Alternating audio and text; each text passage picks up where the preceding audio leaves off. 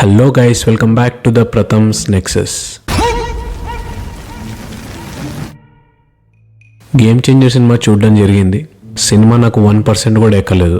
Last వీడియోలో నేను ఒక మాట నాకు గుర్తుందా, స్టోరీ 1 అన్న 2 అన్న డెఫినెట్లీ రైట్ అవ్వాలి. ఒకవేళ అవ్వకపోయినా కూడా నేను స్క్రీన్ పైన కొత్త స్టోరీ చూస్తున్నానని ఎక్సైట్ అవుతాను. సో అది ఆ 2 స్టోరీలు కాకపోగా 3వ స్టోరీ ఉంటే ఎగ్జైటింగ్గా చూద్దాం అనుకున్నాను. కానీ ఎక్సైటింగ్ కాదు కదా. 2.5 hours నేను సరిగ్గా కూర్చోలేకపోయాను.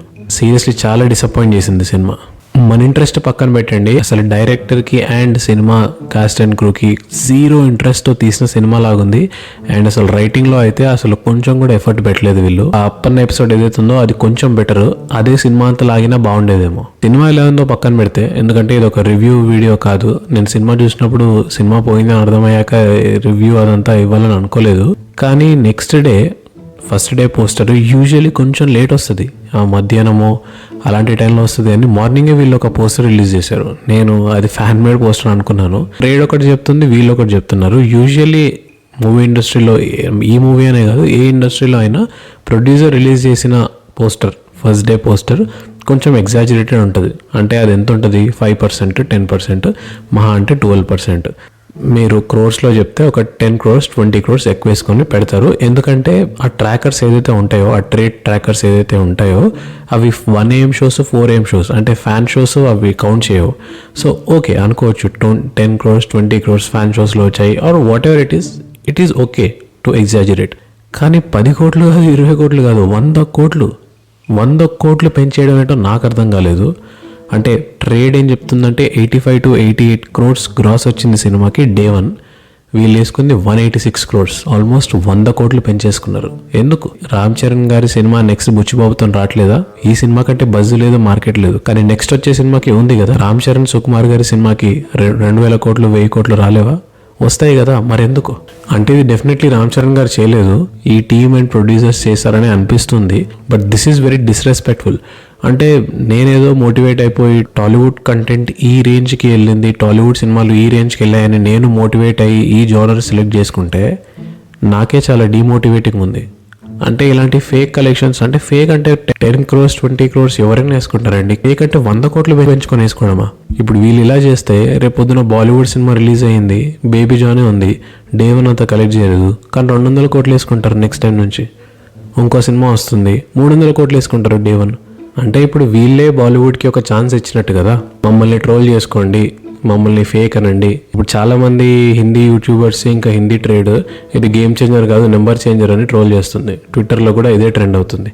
ఎందుకు ఆ ఛాన్స్ ఎందుకు ఇవ్వడం? అంటే ఫ్యాన్స్ కానీ ఆడియన్స్ కానీ అసలు ఎంత డమ్ అనుకుంటే 88 crores 186 crores అని వేసుకుంటారండి. Anyways leave that. కానీ సినిమా ఎట్లాగో బాగాలేదు, అదో డిసప్పాయింట్మెంట్. ఇంకో సినిమా వస్తుంది, ఇంకో సినిమా కోసం వెయిట్ చేస్తాం. నెక్స్ట్ వచ్చే పాన్ ఇండియా రిలీజ్ కోసం వెయిట్ చేస్తాం.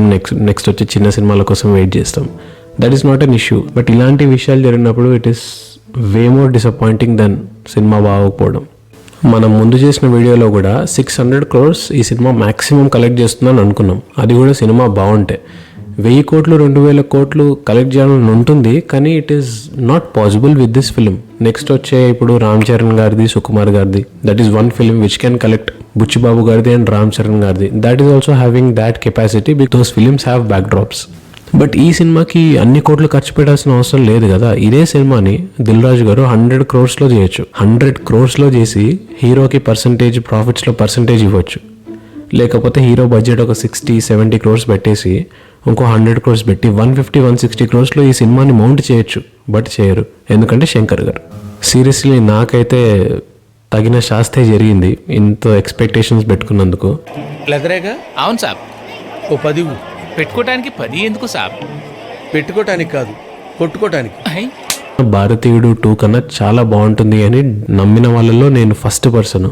But that is fine. ఇంకో సినిమా వస్తుంది, డిసప్పాయింట్మెంట్ పోతుంది.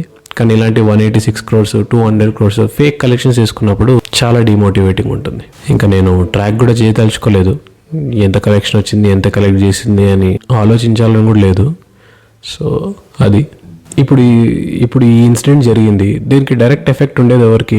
రామ్ చరణ్ గారికి, వాళ్ళ ఫ్యాన్స్కి. వాళ్ళ ఫ్యాన్స్ని ట్రోల్ చేస్తారు, రామ్ చరణ్ గారిని ట్రోల్ చేస్తారు.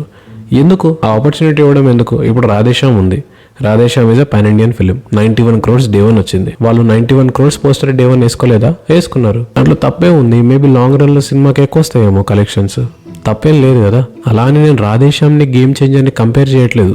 Both are pan Indian releases. నేను ఎప్పుడు చెప్తున్నట్టే రామ్ చరణ్ గారు again delivered in this film.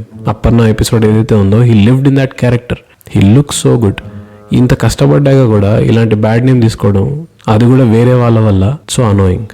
Anyways cinema అయితే అస్సాంకే పోయింది.